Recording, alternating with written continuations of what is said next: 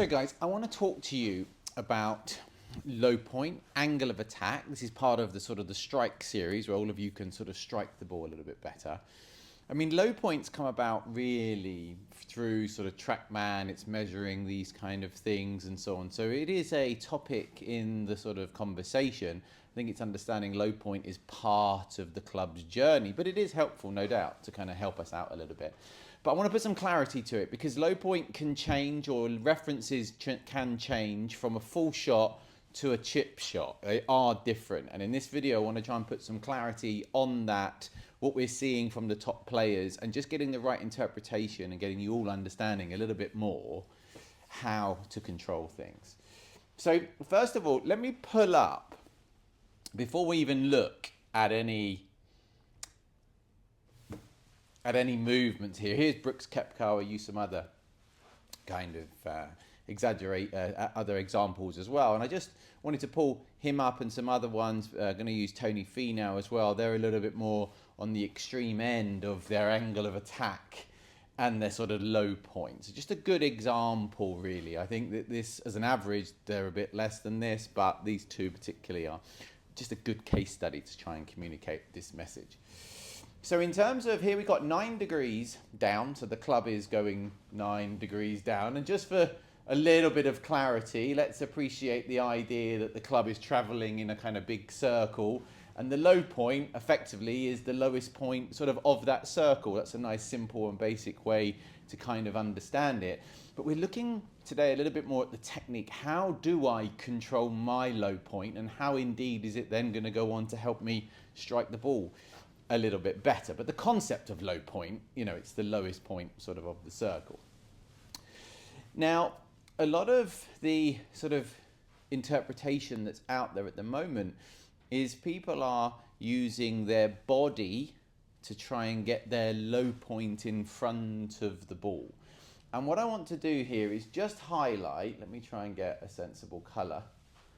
I just want to highlight here, if I put a line up from the ball, also confess this angle isn't perfect in terms of who's filmed this, but you know, it's good enough for us to use. His ball position is somewhat forward. Bear in mind he's got a 6-iron here. And he's already behind the ball. Now his low point is 7.5 inches after the ball. And again, just approximately here, let's say that, sorry, let me undo that. Let's just say that here is up from the ball, somewhere approximately kind of low point is going to be somewhere sort of over this side. And let's just watch what happens kind of in the swing. And if I just fast forward to impact here, what we can see here from him, his upper body, importantly the middle of his upper body, is quite some way behind this golf ball. Talking about the middle of upper body, a lot of people talk about the sort of the sternum. And in this video, I'm going to try and just put some clarity on this for you. I'm just starting off highlighting this, and then we'll talk you through it a little bit more. But there's no doubt his upper body here is significantly behind the golf ball, right? So if his upper body was the middle of this big circle and therefore controlling the low point, his angle of attack would be plus figures, wouldn't it? It wouldn't be on the way down. So the upper body is not controlling sort of low point. I get the chest from an orientation point of view. He's turned his body, so his chest might be looking kind of over here, but actually the location of his chest is actually behind the golf ball. So he is not covering the ball. He has not got everything in front of the ball to get these kind of numbers.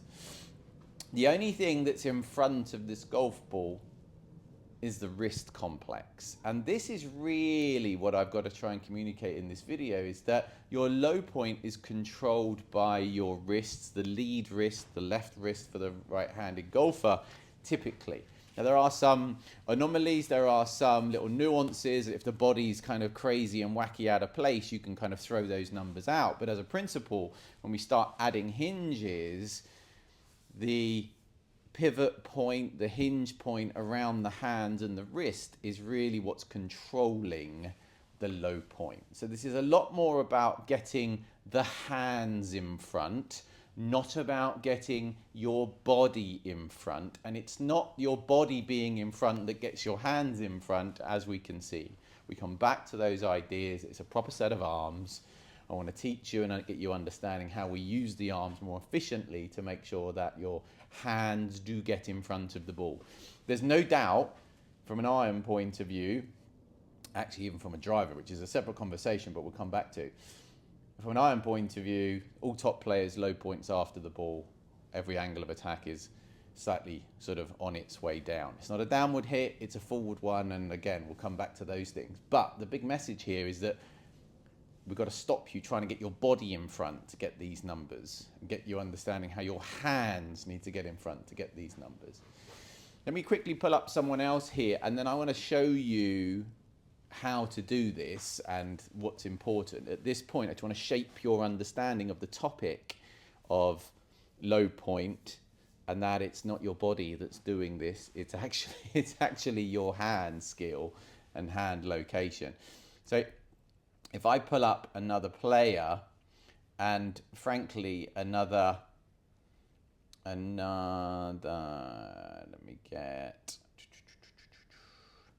me get Tony Finau here, another ball striker. This guy hits it a mile. Similar sort of numbers here with low point here being forward.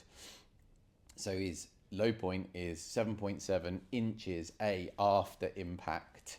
These kind of places, angle of attack 37 on the way down. And again, if I fast forward him to impact, upper body a long way behind, but the hands are what's in front. So his chest is upper body. He is not covering the ball, as people start quite like to think of. Oh, he's covering it. He's in front of the ball. That's why he's hitting it on the way down. That's actually not accurate, right? So let's try to just get some clarity here that his upper body, his head, is somewhat behind it. You know, some of you may even be looking at this thinking, oh, he's bloody in sort of driver position. His upper body's got tilt to it, he's behind it. But really how the arms have worked past, how the hands, importantly, have worked past where the ball was, that's where shaft lean is going to come from. That's why it's a nice thing to see that when the club is upright, that's quite a simple way to look at low point. When the club is upright, that's going to be the lowest point as a general concept and idea, and your hand and wrists are actually what's controlling that, along with the use of your arms.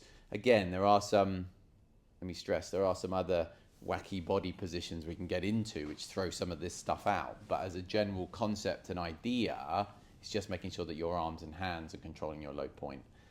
And the way they are working, it's not actually your body. Again, to get 7.5 degrees, 7.2 degrees on the way down, for those of you thinking that, oh, ball position should be back for this, that's not the case. People thinking your body should be in front of that. That's also not the case, right? So he's got a massively forward ball position. He's behind it, and he's still got these kind of numbers.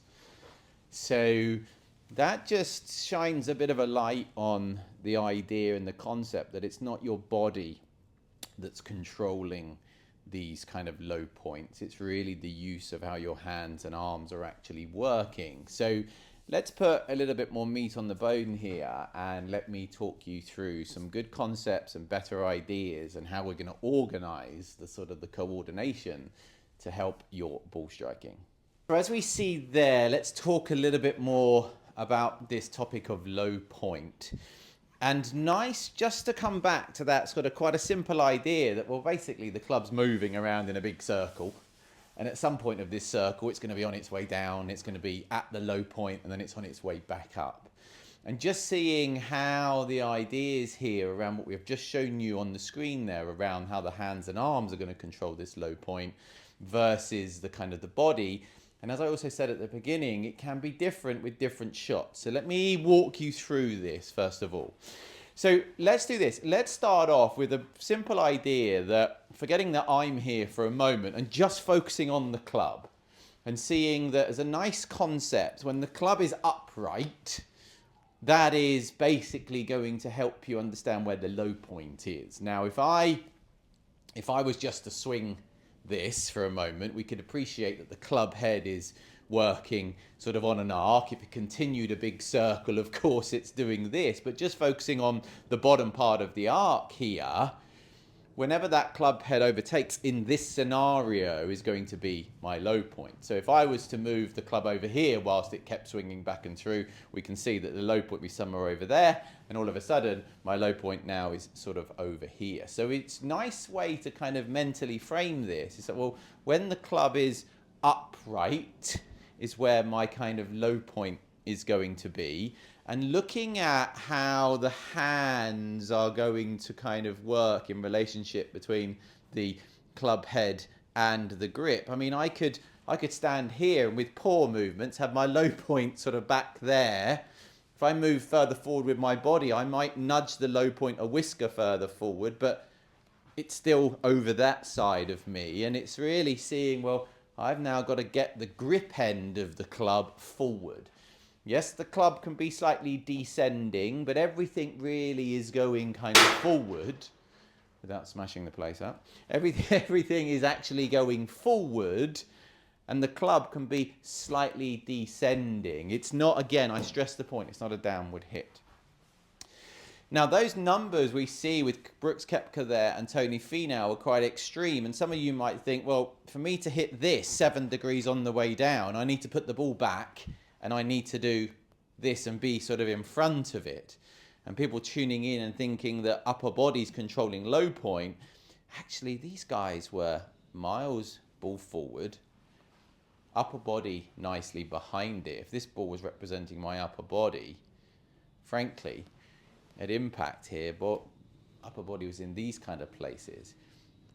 The grip end of the club getting over here is really what we're after.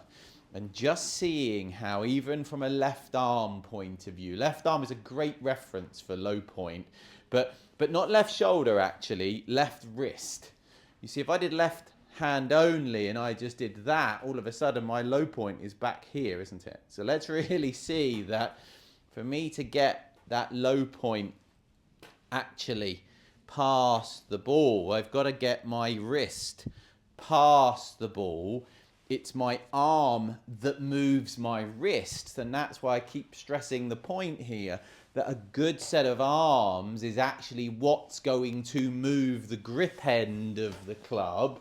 And in doing so, that set of arms can drive motion, rotational motion into the body. We are not trying to get in front of this ball. We must stay behind it. We must make sure that our arms go past. And to help you all out with the skill of this low point, I really would like you to feel that you're going to use your left hand and arm as the perfect kind of reference. It's a very, or let's say this, it's the easiest kind of guide for you to feel it because your left arm's already in front of the ball. You know, if I just went right arm only and my right arm stayed here, because now things working around my right arm and wrist, it's quite easy to kind of hit the ground back here because that's where my low point is.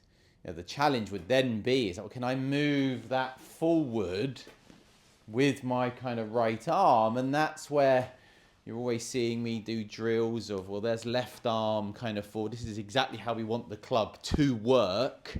Now, can I replicate that with my right arm, where my right arm would have to do a better job and move forward? And rotation is going to be a complementary kind of movement that's going to help me get my arm forward. But again, I'm just not trying to move my body in front. So this doesn't control your low point. This does. And practicing with left arm only, just trying to get these lovely feels going, is a really great way to build the right pictures, the right ideas of club shape, shaft lean, angle of attack. All of these things are kind of intertwined together. Again, you can create some exaggerations to kind of throw it out with poor body movements, but just as a basic concept here, getting you understanding and feeling low point basically is going to be when the club is upright as a standard and basic understanding. Your wrist, lead wrist, is really what's going to sort of control that. And it's the arm that moves the wrist. So if I need to move the wrist forward, I need the arm to do some work. So start off with these exercises, please, where you're trying to, catch the ground, what would be slightly ahead of the ball. That's going to be a great feel.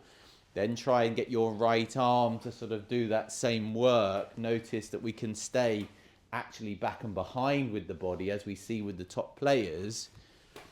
Then things will extend, things will be low and struck well here, and then everything can go to a finish.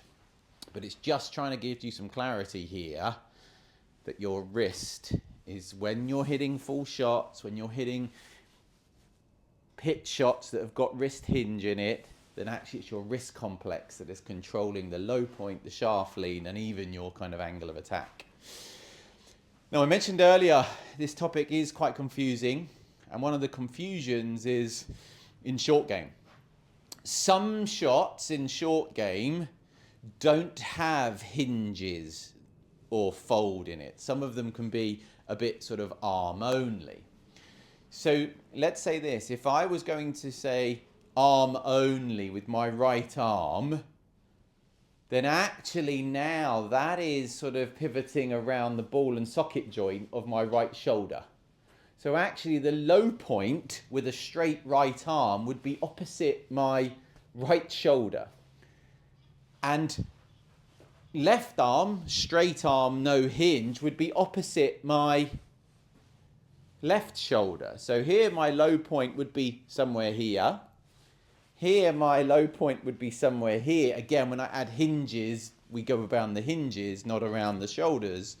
But with a straight arm, this arm here hangs underneath this right shoulder here, underneath the left shoulder.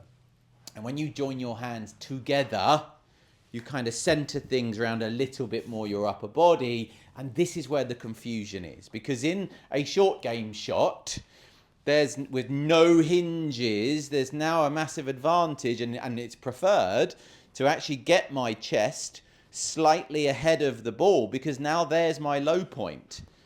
With no hinges, that would give me a nice low point and a nice kind of angle of attack, because I'm now on its way down. If I go no hinges and my body's behind it, well, I am going to then be on the way up. So that's why it is different. That's why even in short game, you sometimes see people's upper body moving sort of forward to make sure that angle of attack is good so you can strike it. So again, confusing topic. That's why I put this video together. Because when we are hitting full shots where we've got hinges and folds going on, the angle of attack and the low point is going to center around the lead wrist. When you take wrist and fold out of it with two hands together, low point's actually going to be the centerpiece of upper body. So guys, lots of detail there. Hopefully that starts to challenge your thinking a little bit, puts a little bit more clarity on it. I think in summary, when you're hitting full shots, fantastic drill is just this left arm only drill, really trying to get your strike, trying to be familiar with that journey of the club. Then you're trying to copy that journey of the club with your right hand. And if I get another club, ultimately I should be able to create a great shape, great angle of attack, great shaftling with my left. I should be able to shadow that with my right hand. So I'm really trying to create the same shape Now that would be a slightly different feel in the right and a slightly different feel in the left. When we put it together, we want to blend those skills. What we don't want to have, which is quite a common one, it's sort of when my left hand's doing quite a good job, and I put my right on, and my right hand's kind of doing this. And now I've got both sides sort of fighting against each other. So take your time. Start with the left. Try and copy with the right. As you get a bit more skillful and coordinated, try and do it with 2 clubs. Here, then we can start to see that actually the arm pattern is really what's getting the club over here. The body stays behind it for forward and pushy and driven kind of reasons that I'm always rabbiting on about. But yeah. So guys, low point, a bit more clarity, a bit more understanding. Let's get to work on some practice. Do the likey and subscribey bit for me, because it definitely helps build the channel. It means I can spend a bit more time on bringing you some great videos. And don't forget to write this down, of course. So guys, I look forward to the next one. See you next week.